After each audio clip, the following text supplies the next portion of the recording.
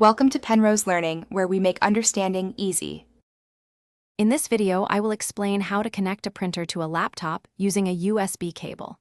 This process is surprisingly straightforward and will quickly get your printer ready for all your printing needs. We will cover 5 simple steps, from gathering your essentials to printing your very first document. Following these clear instructions will ensure a smooth, successful setup, making printing convenient and easy. First, ensure both your printer and laptop are powered off before you begin. Locate a compatible USB cable, which usually comes with your printer. This cable typically has a square Type B connector on one end for the printer and a standard type, a flat connector for your laptop. Having these ready prevents any connection issues later, ensuring a smooth start to the process.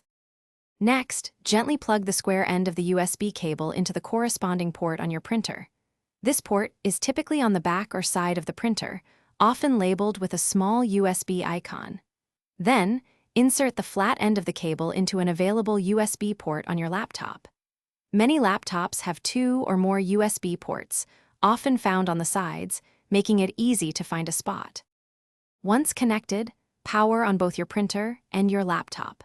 Your computer should automatically detect the new hardware and attempt to install the necessary drivers.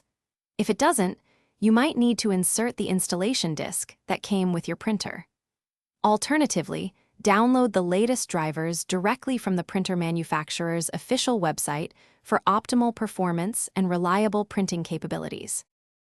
Thanks for watching. If this was helpful, leave a like and consider subscribing. See you next time.